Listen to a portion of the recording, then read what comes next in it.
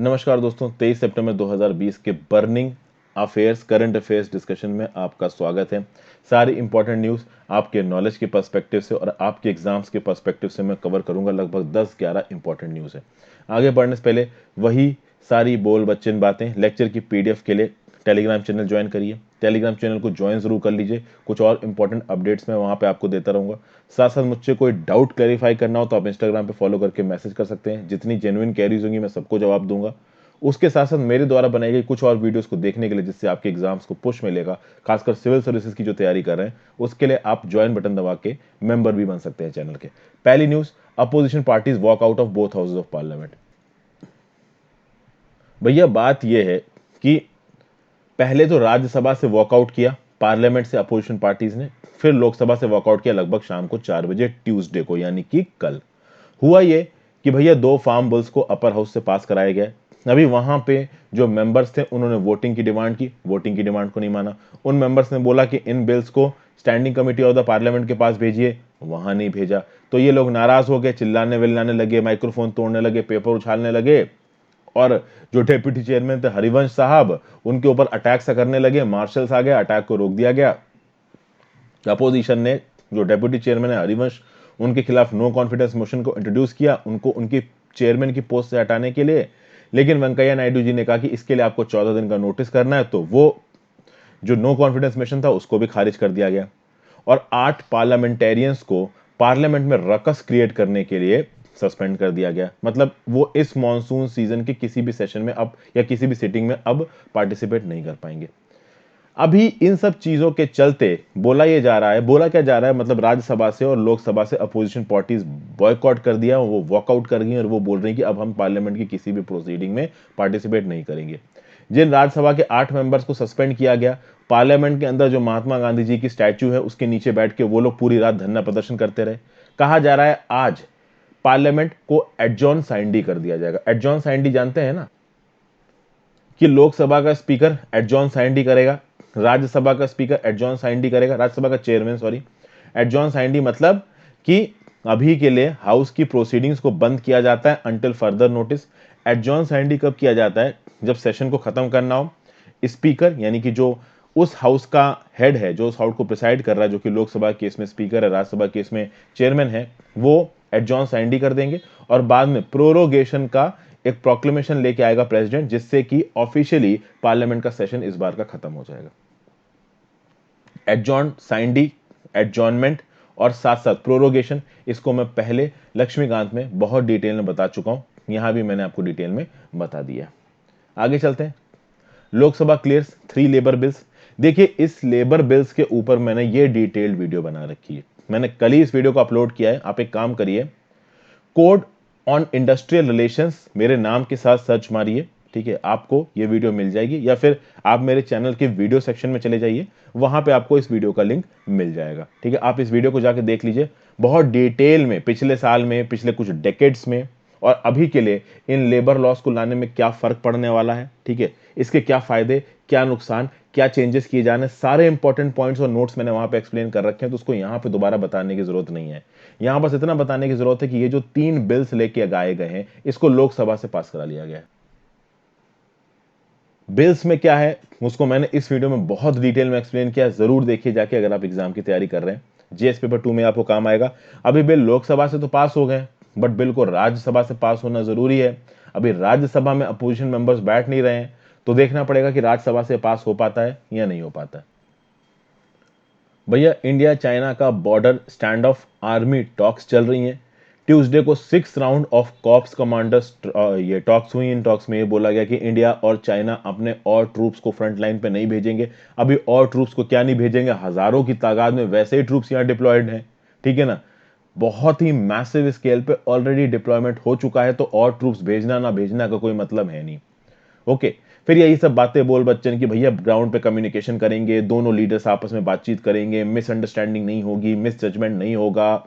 इस मीटिंग में खास बात यह है कि joint secretary of the ministry of external affairs, जब यह बातचीत हो रही थी आर्मी कमांडर्स के बीच में, तब वहां पे प्रेजेंट थे। म्यूचुअल डिसंगेजमेंट की बात हो रही है, लेकिन इंडिया ने अपने स्टैंड को क्लियर कर दिया। इंडिया ने साफ साफ बोला कि देखिए, आप जो म्यूचुअल डिसंगेजमेंट बोल रहे हैं वो नहीं होगा। आप हमारे इलाके में घुस के आए हैं और घुसने के बाद बोल रहे हैं कि हम भी पीछे जाते हैं, आप भी पीछे जाओ, वो नहीं होगा। हम इस जगह पे हमेशा से थे, हम यहां रहेंगे, आप बैक ऑफ करो और ये मई और ये जो अप्रैल वाला जो स्टेटस को था उसको आप रिस्टोर करो। अभी स्टेटस को पे बात थोड़ी सी कम हो रही है कि अपने साइड पे चाइना ने एयर बेसिस को डबल कर दिया है, डिफेंस पोजीशंस को बढ़ा दिया है, और खासकर चाइना ने पिछले 3 सालों में जो अपने बॉर्डर इंफ्रास्ट्रक्चर को बहुत मैसिव स्केल पे बिल्डअप करना शुरू किया है। खासकर ये जो 2017 में जो डोकालाम क्राइसिस हुआ था ना भूटान के पास, भूटान, इंडिया और चाइना के ये जो ट्राई जंक्शन पे, उस डोकालाम स्टैंड ऑफ के बाद से इंडिया के बॉर्डर पे चाइना ने अपने डिप्लॉयमेंट को बहुत मैसिव स्केल पे टेक फॉरवर्ड किया। ठीक है, तो ये एक न्यूज है, जनरल स्टडीज पेपर 3 में आपको काम आएगी। फिर नेक्स्ट न्यूज आपकी है Leh people's movement to boycott elections. देखिए, लद्दाख में एक बॉडी है जिसका नाम है Ladakh autonomous hill development council. Ladakh autonomous hill development council, इसके इलेक्शंस होने हैं 16 अक्टूबर को। अब यहां पे गवर्नमेंट कह रही कि नहीं भाई, इसके इलेक्शंस करवाइए। नो डाउट लद्दाख में स्टैंड ऑफ चल रहा है, बट नॉर्मल लाइफ चलती रहनी चाहिए। अभी यहां पे एक ग्रुप का नाम उठ के आ रहा है जिसका नाम है पीपल्स मूवमेंट। ये यहां पे इस ग्रुप का नाम लिखा हुआ है। इस पीपल मूवमेंट ये एक ऐसा प्लेटफॉर्म है जिसमें सारे पॉलिटिशियंस, रिलीजियस और सोशल ऑर्गेनाइजेशन है लद्दाख के। और ये ग्रुप डिमांड किसकी कर रहा है? ये ग्रुप डिमांड कर रहा है कि भैया हमें 6th शेड्यूल का स्टेटस दीजिए। देखिए, 6th शेड्यूल के स्टेटस की डिमांड आपने रिसेंटली सुना होगा, अरुणाचल प्रदेश से भी आ रही है और अब लद्दाख से भी आ रही है। और इस पीपल्स मूवमेंट ने यह बात बोली है कि अगर 6th शेड्यूल के स्टेटस की डिमांड को नहीं माना गया, लद्दाख को 6th शेड्यूल का स्टेटस नहीं दिया गया, तो ये जो Ladakh autonomous hill development council के इलेक्शंस आने वाले हैं, इसमें हम लोग इसको बॉयकॉट कर देंगे, इलेक्शंस को लड़ेंगे नहीं। ठीक है, आप देखोगे LAHDC, ये जो आपका Ladakh autonomous hill development council है लेह, इसके साथ साथ एक और हिल डेवलपमेंट काउंसिल है जिसको बोला जाता है LAHDCK, यानी कि Ladakh autonomous hill development council Kargil. तो दो हिल डेवलपमेंट काउंसिल है वहां पे, एक है लेह का, एक है कारगिल का। ये जो डिमांड आ रही है ना 6 शेड्यूल की, ये लेह वाले की तरफ से आ रही है, लेकिन जो ओवरऑल डिमांड है वो लद्दाख के लोग कह रहे हैं। अब बात यह है कि ये जो हिल डेवलपमेंट काउंसिल है लेह, इसके इलेक्शंस आने वाले हैं। अभी कारगिल के इलेक्शंस नहीं है, लेह के इलेक्शंस है। तो लेह के इलेक्शंस होने वाले हैं, तो इस इलेक्शन मुद्दे को उठा के इस डिमांड को किया जा रहा है। बोला तो ये जा रहा है कि भैया ये जो LAHDC लेह का है, कारगिल का है, दोनों को आप काउंसिल ग्रांट करिए। कौन से काउंसिल? तो ये काउंसिल जो आप 6 शेड्यूल के अंदर बनवाते हो। अभी 6 शेड्यूल के अंदर कौन से काउंसिल बनाते हैं वो भी मैं आपको बताऊंगा। जैसे कि बोडोलैंड के लिए बोडो टेरिटोरियल काउंसिल बनाया गया, कुछ उस तरीके का काउंसिल LAHDC लेह को भी दिया जाए, कारगिल को भी दिया जाए। और इस डिमांड को पॉलिटिकल सपोर्ट क्यों मिल रहा है? क्योंकि LAHDC लेह के इलेक्शंस आने वाले हैं। इस पीपल मूवमेंट्स को बहुत से इन्फ्लुएंशियल ऑर्गेनाइजेशन सपोर्ट कर रहे हैं। जैसे लद्दाख में बहुत इन्फ्लुएंशियल ऑर्गेनाइजेशन है लद्दाख बुद्धिस्ट एसोसिएशन, ये भी इसको सपोर्ट कर रहा है। बात करते हैं 6th शेड्यूल की, तो देखिए 6th शेड्यूल अभी के लिए 4 स्टेट्स में एप्लीकेबल है, जिसको आप बोलते हो AMTM। ये अपने जबान पर रटे रहना, प्रीलिम्स में आ सकता है, Assam, Meghalaya, Tripura, Mizoram. Under article 244 of the Indian constitution, इसमें दो लोग बहुत प्रोएक्टिवली डिमांड कर रहे हैं, एक अरुणाचल प्रदेश और अब लद्दाख का भी नाम इसमें आ गया है। 6th शेड्यूल स्टेटस जिसको भी दिया गया है, वहां पे ऑटोनॉमस डिस्ट्रिक्ट काउंसिल सेटअप की जा सकती हैं। इन ऑटोनॉमस डिस्ट्रिक्ट काउंसिल को कुछ एक्स्ट्रा राइट्स दिए जाते हैं। जैसे कि फॉर एग्जांपल जहां जहां पे ऑटोनॉमस डिस्ट्रिक्ट काउंसिल या रीजनल काउंसिल्स बनती हैं, उनके पास कुछ हद तक सिविल और जुडिशियल पावर्स दे दी जाती, ताकि इन इलाके में जो ट्राइबल्स रहते हैं, उन ट्राइबल्स के लोकल नियम कानून के हिसाब से वहां पे एडमिनिस्ट्रेशन को कुछ हद तक चलाया जा सके। हालांकि पूरी तरीके से इंडिया के कॉन्स्टिट्यूशन को निगेट नहीं किया जाएगा, बट ओवरऑल इनके जो कल्चरल एलिमेंट्स हैं उनको इंपॉर्टेंस मिले। फिर जहां पे 6 शेड्यूल एरियाज डिक्लेयर किए जाते हैं, वहां पे हाई कोर्ट के जुरिस्डिक्शन को भी कुछ हद तक रेगुलेट किया जाता है गवर्नर के द्वारा। अगर आप बात करो ऑटोनॉमस डिस्ट्रिक्ट काउंसिल की, रीजनल काउंसिल्स की, तो जहां जहां पे भी ये बने हैं, यहां पे 30 मेंबर से ज्यादा नहीं हो सकते। इन 30 में से 4 मेंबर्स को गवर्नर नॉमिनेट करेगा और बाकी लोग इलेक्शन से आएंगे। एक बार ये मेंबर्स इलेक्ट होकर आते हैं तो इनको 5 साल के लिए पावर में रखा जाएगा। जहां जहां पे भी ये काउंसिल्स बनती हैं दोस्तों, वहां वहां का जो लोकल एडमिनिस्ट्रेशन होता है वो बहुत स्ट्रांग हो जाता है। ओके, और इन ट्राइबल एरियाज में पार्लियामेंट द्वारा बनाए गए नियम, स्टेट लेजिस्लेचर द्वारा बनाए गए नियम यूनियन टेरिटरी के गवर्नर द्वारा प्रोपाउंड किए गए नोटिफिकेशंस किस हद तक एप्लीकेबल होंगे, ये कौन डिसाइड करेगा? गवर्नर डिसाइड करेगा। गवर्नर को इंस्ट्रक्शंस कहां से आएंगे? प्रेसिडेंट से आएंगे। तो कुल मिला के जहां जहां पे भी ऑटोनॉमस डिस्ट्रिक्ट काउंसिल बनेगी, वहां वहां पे जो गवर्नर है, वहां वहां पे जो लोकल एडमिनिस्ट्रेशन है, वो लोकल एडमिनिस्ट्रेशन स्ट्रांग होगा।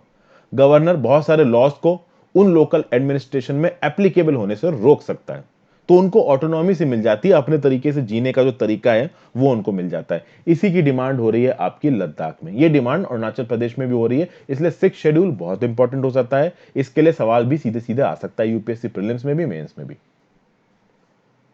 फिर यहां पे एक ऑर्गेनाइजेशन निकल के आ रही ईपीसी है, जिसका नाम है environmental pollution prevention and control authority. इसको अपॉइंट किसने किया? सुप्रीम कोर्ट ने। इस अथॉरिटी को यह पता चला है कि पंजाब में स्टबल बर्निंग शुरू हो चुकी है, तो इस अथॉरिटी ने पंजाब और हरियाणा के चीफ सेक्रेटरीज को, जो कि उन स्टेट्स के सबसे हाईएस्ट लेवल के आईएएस ऑफिसर्स होते हैं, उनको चिट्ठी लिखी कि भाई आपके यहां क्रॉप रेसिड्यू को बर्न किया जा रहा है। मंडे को पंजाब में 52 ऐसे इंस्टेंसेस को नोटिस किया गया जहां पे क्रॉप रेसिड्यू बर्न किया गया। अभी आप बोलोगे कि इस जो आपकी कमिटी, ये जो अथॉरिटी है ईपीसी है, environmental pollution prevention and control authority, इसको पता कैसे चला कि ये बर्निंग हो रही है? तो इनको पता चलता है सफर से, जो कि ये system for air quality and weather forecasting and research, ठीक है ना। फिर डाटा को हार्मोनाइज किया गया इनसैट 3 के डाटा के साथ, इनसैट 3D के साथ, नासा की सैटेलाइट के साथ, और सैटेलाइट डाटा और सफर से जो एयर क्वालिटी इंडेक्स को मेजर किया जाता है, इसके बेसिस पे पता लगा लिया गया कि पंजाब और हरियाणा में कुछ हद तक स्टबल बर्निंग शुरू हो चुकी है। और स्टबल बर्निंग को हेविली रेगुलेट करने की यहाँ पे सरकार की वो रही है, क्योंकि इस स्टबल बर्निंग से भैया आसपास के इलाकों में बहुत ज्यादा पॉल्यूशन हो जाता है, खासकर दिल्ली में। दिल्ली में तो पूरा का पूरा हेज का बादल छा जाता है। पिछले साल के डाटा की अगर बात की जाए तो भैया पंजाब में टोटल 20 मिलियन टन क्रॉप, ये जो स्टबल था ये था, जिसमें 20 मिलियन टन में से 9.8 मिलियन टन को जला दिया गया। हरियाणा में total 7 million ton of stubble पैदा हुआ था, जिसमें 1.24 मिलियन टन को जला दिया गया। और इस जलाने से सीधे सीधे नुकसान है। हालांकि सफर ने यह भी एस्टिमेट किया है कि इस साल जलाने से बहुत ज्यादा पॉल्यूशन दिल्ली में नहीं होगा, क्योंकि विंड का डायरेक्शन है वो नॉर्थ ईस्टर्ली है, और उसके चक्कर में बहुत ज्यादा स्टबल दिल्ली में नहीं जाएगा। बट बात दोस्तों ये है कि पॉल्यूशन तो हो रहा है ना, अभी वो दिल्ली में हो या किसी और इलाके में हो, उसके नेगेटिव इफेक्ट्स तो है ही ना। दिल्ली में नेगेटिव इफेक्ट ज्यादा इसलिए हो जाते हैं क्योंकि दिल्ली की जो पर आप कह सकते हो स्क्वायर किलोमीटर पॉपुलेशन डेंसिटी है वो बहुत ज्यादा है। इसीलिए इस बात का स्पेशल ध्यान रखा जाता है कि ज्यादा पॉल्यूशन कहीं दिल्ली ना पहुंच जाए, क्योंकि उसके डिजास्टर्स कॉन्सिक्वेंसेस दिल्ली में बहुत ज्यादा इंटेंसिटी से आते हैं। अब बात की जाए ईपीसीए क्यों, तो ईपीसीए को बनाया कैसे गया? ईपीसीए को बनाया गया था under the provisions of environment protection act 1986, ताकि नेशनल कैपिटल रीजन में जो एनवायरमेंटल पॉल्यूशन हो रहा है इसको रोका जा सके। तो जो ग्रेडेड रिस्पांस एक्शन प्लान को बनाया गया है हमारी एनवायरनमेंट की मेथोडोलॉजी में, इस ग्रेडेड रिस्पांस एक्शन प्लान को प्रॉपर तरीके से इंप्लीमेंट कर सके, इसमें ईपीसीए का एक मेजर रोल होता है। ग्रेडेड रिस्पांस एक्शन प्लान क्या होता है कि धीरे धीरे करके इन्वायरमेंट को जो पॉल्यूट करने वाले फैक्टर्स हैं उनको हम एक लॉजिकल तरीके से और प्रैक्टिकल तरीके से धीरे धीरे करके हटाएंगे। तो ईपीसीए इसमें एक मेजर रोल प्ले करता है। ईपीसीए को यह ताकत है, it has been empowered to take sumo action as well as on the basis of complaints made by an individual representative body or organization functioning in environmental issues sector। यानी कि अगर EPCA के पास कोई complain आती है तो उस पे ईपीसीए एक्शन ले सकता है। ईपीसीए सुमोटो एक्शन भी ले सकता है, यानी ईपीसीए को पता चलता है कि कहीं कोई एनवायरमेंटल लॉ का वायलेशन हो रहा है तो ऑटोमेटिकली ईपीसीए एक्शन ले सकता है, किसी कंप्लेन का इंतजार करने की जरूरत नहीं है। ठीक है, जनरल स्टडीज पेपर 3 में चीज आपको काम आएगी। आगे पाकिस्तान की वही घटिया हरकतें कश्मीर के मुद्दे को लेकर हर इंटरनेशनल ऑर्गेनाइजेशंस में चिल्लाना ये चालू है। यूएन की 75th एनिवर्सरी की कॉमेमोरेशन हुई और उसमें पाकिस्तान के जो फॉरेन मिनिस्टर हैं कुरैशी साहब, उन्होंने फिर से बोला कि भैया यूएन के यूएन के जो अनफिनिश्ड एजेंडा है उसमें जम्मू एंड कश्मीर का इशू और पैलेस्टीन का इशू बहुत बड़ा है। तो यहां पे पाकिस्तान खुले आम जम्मू एंड कश्मीर के इशू को उठा रहा है। इंडिया ने उसको पूरी तरीके से रिफ्यूट कर दिया है, आप इसको देख सकते हैं। 2019 में यूनाइटेड नेशन सिक्योरिटी काउंसिल के क्लोज डोर कंसल्टेशंस में भी इस जम्मू एंड कश्मीर के मुद्दे को उठाया गया था। हालांकि यूएनएससी में सीधे सीधे उठाने की औकात नहीं है पाकिस्तान की, तो चाइना ने पाकिस्तान के बिहाफ पे इस मुद्दे को उठाया गया था, पर उस समय पे कुछ हुआ नहीं। इस बार दोस्तों एक और बात बहुत इंपॉर्टेंट देखने को मिली है कि भाई टर्की के जो फॉरेन मिनिस्टर है ना, और जो उनके प्राइम मिनिस्टर है ना मिस्टर अर्डोगन, अभी जो ये यूएन की मीटिंग हुई है इसमें अर्डोगन साहब का भी रिकॉर्डेड वीडियो मैसेज बजाया गया। अभी अर्डोगन साहब ने भी कश्मीर के इशू को उठा दिया है। तो कहीं ना कहीं हमको ये देखने को मिल रहा है कि टर्की फॉरेन पॉलिसी में पाकिस्तान के साथ अलाइन करता हुआ दिख रहा है, और अर्डोगन बार बार जम्मू कश्मीर के मुद्दे को उठा रहा है यूनाइटेड नेशंस में। ओके, तो अब तक पाकिस्तान तो उठा ही रहा था, टर्की भी उठा रहा है। टर्की पहले भी उठा चुका है और टर्की अब भी उठा रहा है। ठीक है, तो ऑब्वियसली बात है टर्की के साथ हमारे जो इंटरनेशनल रिलेशन है काफी खराब होते नजर आ रहे हैं। फिर एक चाइनीज टाइकून है जो जी जिनपिंग के क्रिटिक हैं, इनका नाम है रेन जिजियांग। यहां लिखा हुआ है, याद कर लिए, अगर आ जाए क्वेश्चन तो लिख दीजिएगा। ये पहले कम्युनिस्ट पार्टी के इनर सर्कल में थे, काफी इनकी पहुंच थी, लेकिन इन्होंने एक गलती कर दी। इन्होंने एक ऐसे छाप दिया जिसमें मिस्टर जी की पॉलिसीज को इन्होंने क्रिटिसाइज किया, मिस्टर जी के कोरोना वायरस पैंडेमिक के रिस्पांस को इन्होंने क्रिटिसाइज किया। तो अब इनको करप्शन के चार्ज में फंसा के फिर से जेल में डाल दिया गया। इनको बिग कैनन भी कहा जाता है, चाइना में बहुत इन्फ्लुएंशियल मेंबर थे, बट अब इनको जेल में डाल दिया गया 18 साल के लिए, और 69 ईयर्स के हैं। तो ऑब्वियसली बात है जब तक इनकी मरने की उम्र हो जाएगी तब ये जेल से बाहर निकलेंगे, या कहिए जेल में ही इनकी मृत्यु हो जाए। सोचिए, इतने पावरफुल लोग भी तुरंत जेल में पहुंच जाते हैं चाइना में, कोई मतलब ही नहीं है, कोई रोक टोक ही नहीं है। जी जिनपिंग की इतनी चलती है। फिर एक न्यूज निकल के आ रही है, लेबर स्कीम इन तिब्बत। देखिए, जैसे कि जिनजियांग प्रोविंस में चाइना ने एक लेबर प्रोग्राम चलाया था मैसिव स्केल में, उसी तरीके से तिब्बत में भी चाइना एक लेबर प्रोग्राम चला रहा है मैसिव स्केल पे। यहां पे आपको एक मैप नजर आ रहा है दोस्तों, इस मैप में आपको कुछ चीजें मैं क्लैरिफाई कर दूं। ये जो हिस्सा है हमारा, ये अक्साई चीन है जिसको चाइना ने इलीगली ऑक्युपाई कर रखा है। ठीक है ना, ये इलाका इंपॉर्टेंट क्यों हो जाता है? क्योंकि ये तिब्बत और जिनजियांग प्रोविंस ऑफ चाइना को कनेक्ट करता है, इसलिए इस अक्साई चीन पे चाइना अपना कंट्रोल बहुत हद तक बढ़ाना चाहता है। ठीक है, अब आप देखिए, ये इनका जिनजियांग प्रोविंस है और इधर है तिब्बत ऑटोनॉमस रीजन। ये दोनों इनके बॉर्डर प्रोविंसेस हैं, दोनों इनके लिए बहुत इंपॉर्टेंट है। जिनजियांग प्रोविंस में तो चाइना बहुत समय से ह्यूमन राइट्स वायलेशन कर रहा है। अभी तिब्बत में पॉवर्टी एलिविएशन के नाम पे एक मैसिव इकोनॉमिक प्रोग्राम चलाया जा रहा है, जिसमें जी जिनपिंग ने कहा गया है कि 2020 तक हम एक्सट्रीम पॉवर्टी को खत्म करेंगे। लेकिन ये खत्म कैसे करेंगे? तो जो तिब्बत के फार्मर्स हैं, हर्डर्स हैं, इनको लेबर प्रोग्राम्स में इंक्लूड किया जा रहा है। मतलब कि ये किसी इंडस्ट्री में काम कर सके, इसलिए इनको ट्रेनिंग दी जा रही है, इनको प्रॉपर स्किल्स दिए जा रहे हैं कि आप काम कर सको। अभी बात यह है कि जो तिब्बत का कल्चरल हेरिटेज है वो कुछ अलग टाइप का है। वहां पे उनका अलग कल्चरल हेरिटेज है, अलग तरीके से वो लोग काम करते हैं। कहीं ना कहीं उनके कल्चरल हेरिटेज को, उनके एंशिएंट लिविंग सिस्टम को चाइना यहां पे डिस्टर्ब कर रहा है। ठीक है, ये जो तिब्बत का इलाका है ये प्रीडोमिनेंटली बुद्धिस्ट एरिया, यहाँ के लोग ज्यादातर हर्डर्स हैं, फार्मर्स हैं।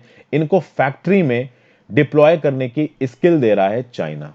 ओके, अभी इसको एक्चुअली में यूएस के एक जेम्स टाउन फाउंडेशन ने क्या बोला है, मिलिटराइज्ड वोकेशनल ट्रेनिंग। ये एक तरीके की मिलिटराइज्ड वोकेशनल ट्रेनिंग, यानी मिलिट्री की पावर को इस्तेमाल करके जबरदस्ती इनको फैक्ट्री में काम करने की ट्रेनिंग दी जा रही है। तो जो एथनिक तिब्बतन्स हैं, वो जो हमेशा से जो एग्रीकल्चर में इन्वॉल्व हैं, उनको अब फैक्ट्री में काम करने में ट्रेनिंग दी जा सके, ये किया जा रहा है। 5 लाख रूरल लेबर्स को कहा जा रहा है पहले 7 मंथ्स ऑफ 2020 में ट्रेनिंग दी जाएगी। हालांकि कहीं भी ये जो ट्रेनिंग का स्केल है वो जिनजियांग जितना नहीं होगा। 2014 से लेकर 2019 के बीच में एक साल में जिनजियांग में 12,90,000 लोगों को ट्रेनिंग प्रोग्राम दिया गया जिनजियांग प्रोविंस में। तो किसी भी तरीके से जिस हिसाब का तिब्बत में ट्रेनिंग प्रोग्राम चलाया जा रहा है वो उतना मैसिव नहीं है जितना जिनजियांग का प्रोग्राम मैसिव है। बट कहीं ना कहीं उनके एंशिएंट वेज ऑफ लाइफ को डिस्टर्ब करके चाइना उनको लेबर इंडस्ट्रीज में काम करने की स्किल्स दे रहा है, ताकि उनको भी भेड़ बकरियों की तरह लेबर इंडस्ट्री में काम करा सके। जनरल स्टडीज पेपर 1 में आपको ये काम आएगा। फिर भैया इस फिस्कल में जो स्टेट्स हैं उनके लोन्स बहुत ज्यादा बढ़ गए हैं। 11 स्टेट्स ने टोटल 14,298 करोड़ के लोन उठाए हैं स्टेट गवर्नमेंट की सिक्योरिटीज पे, स्टेट डेवलपमेंट लोन्स पे। होता क्या है दोस्तों कि जैसे कि केंद्र की सरकार अपनी गवर्नमेंट सिक्योरिटीज इशू करती है, उसी तरीके राज्य की सरकारें में अपनी सिक्योरिटीज इशू करती हैं, जिनको बोला जाता है स्टेट गवर्नमेंट सिक्योरिटीज। फिर राज्य के डेवलपमेंट के लिए ये लोग स्टेट डेवलपमेंट लोन्स भी उठाते हैं। ये लोन्स बहुत लंबे समय के लिए उठाए जाते हैं, जिसपे इंटरेस्ट रेट बहुत नॉमिनल होता है। ठीक है, तो ये जो बोरोइंग है वो स्टेट गवर्नमेंट बहुत मैसिव स्केल पे कर रही है, क्योंकि इस समय पे ऐसा बोला जा रहा है कि स्टेट्स के पास सेंटर की तरफ से भी ज्यादा पैसा जा नहीं रहा है, और उनको कोरोना वायरस के पैंडेमिक से भी लड़ना है। बहुत एक मेजर फाइनेंशियल चैलेंज है स्टेट्स के सामने।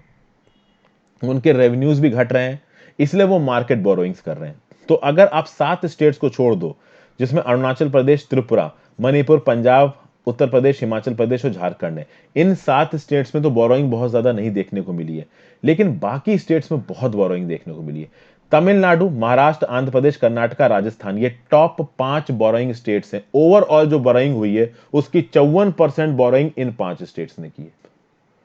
और ये 5 state one of the biggest states हैं पॉपुलेशन वाइज इंडिया में। ठीक है, तो ये एक फैक्ट निकल के आ रहा है, जनरल स्टडीज पेपर 2 में आपको काम आएगा। इस तरीके के छोटे मोटे फैक्ट्स निकलते ही रहते हैं। फिर आज की final news, TRAI recommends body to monitor net neutrality. Net neutrality का सिद्धांत क्या होता है, नीचे देखिए कि भाई the principle that internet service provider should enable access to all content and applications regardless of the source and without favouring और ब्लॉकिंग पर्टिकुलर प्रोडक्ट्स और वेबसाइट्स। यानी इंटरनेट में जो भी इंफॉर्मेशन अवेलेबल है वो एक न्यूट्रल तरीके से आपको दी जाए। मैं आपको एग्जांपल समझाता हूं। मान लीजिए यूट्यूब है, अभी यूट्यूब के एल्गोरिदम अगर इस तरीके से काम करती है कि जितने भी चैनल यूट्यूब में है सबके कंटेंट को प्रॉपर तरीके से लोगों के सामने लेके आया जाए, तो ये होगा नेट न्यूट्रलिटी। कल की डेट में यूट्यूब के एल्गोरिदम में कुछ ऐसा कर दिया जाए कि कुछ चैनल्स को फेवर किया जाए और कुछ चैनल्स को फेवर ना किया जाए सर्च रिजल्ट में, तो ये नेट न्यूट्रलिटी के सिद्धांत को वायलेट कर देगा। कुछ साल पहले आपने न्यूज सुनी होगी कि फेसबुक ने रिलायंस के साथ मिलकर एक प्लेटफॉर्म लॉन्च किया था और उस प्लेटफॉर्म में वो फ्री इंटरनेट प्रोवाइड कर रहे थे, बट प्रॉब्लम ये थी कि उस फ्री इंटरनेट में बहुत लिमिटेड वेबसाइट्स अवेलेबल थी, पूरा इंटरनेट अवेलेबल नहीं था। तो वो नेट न्यूट्रलिटी के सिद्धांत के अगेंस्ट था, क्योंकि अगर आप लोगों को इंटरनेट दे रहे हो तो उस इंटरनेट में पूरी चीज की एक्सेसिबिलिटी कराओ। ये नहीं है कि आप कुछ स्पेसिफिक वेबसाइट्स एक्सेसिबल करा रहे हो जिसमें आपके कॉमर्शियल इंटरेस्ट और बाकी चीज के एक्सेस को आप ब्लॉक कर रहे हो। ये नेट न्यूट्रलिटी के सिद्धांत के अगेंस्ट हो जाएगा। तो इसमें एक इंपॉर्टेंट अपडेट ये है कि जो telecom regulatory authority of India, इसने ट्यूसडे को बोला है कि भाई एक मल्टी स्टेक होल्डर बॉडी बनाइए जहां पे जो इंटरनेट एक्सेस प्रोवाइडर्स हैं उनके ऊपर नेट न्यूट्रलिटी के प्रोविजंस को किस तरीके से अप्लाई किया जाए, इस पर बातचीत होगी। ये जो मल्टी स्टेक होल्डर बॉडी होगी इसमें टेलीकॉम सर्विस प्रोवाइडर्स होंगे, इंटरनेट सर्विस प्रोवाइडर्स होंगे, यहां देखिए telecom service providers, internet service providers, content providers, researchers, academic and technical community, civil society organization, government. ठीक है, ये एक नॉन प्रॉफिट एंटिटी की तरह काम करेगी। ये बात करेगी कि भैया वो कंपनीज जो नेट न्यूट्रलिटी के अगेंस्ट जा रही है उनके खिलाफ क्या एक्शन किया जाए, कैसे इंडिया में नेट न्यूट्रलिटी को आगे प्रमोट किया जाए, अगर कोई कंपनी कोई वॉयलेशन करती है तो उसको कैसे उसकी कंप्लेन को लेना, उसके ऊपर एक्शन लेना, इस तरीके की चीजें। तो इसके लिए एक बॉडी बनाने की बातचीत करी जा रही है और नेट न्यूट्रलिटी के सिद्धांत को टेक्नोलॉजी के सिद्धांत से भी न्यूट्रल रखा जाएगा। मतलब ऐसा नहीं कि कल की डेट में 5G टेक्नोलॉजी आ गई तो 5G टेक्नोलॉजी में आप नेट न्यूट्रलिटी को ब्लॉक कर सकते हो, नहीं। इररिस्पेक्टिव ऑफ द टेक्नोलॉजी, चाहे आप 3G पे इंटरनेट चला रहे हो, चाहे 4G पे इंटरनेट चला रहे हो, चाहे 5G पे इंटरनेट चला रहे हो, इंटरनेट सबको इक्वली इक्विटेबल तरीके से अवेलेबल होगा। नेट न्यूट्रलिटी को आप तोड़ नहीं सकते, वॉलेट नहीं कर सकते। तो ये थी आज की एनालिसिस दोस्तों। आई होप आपको एनालिसिस पसंद आई हो। Thank you for watching, have a great day.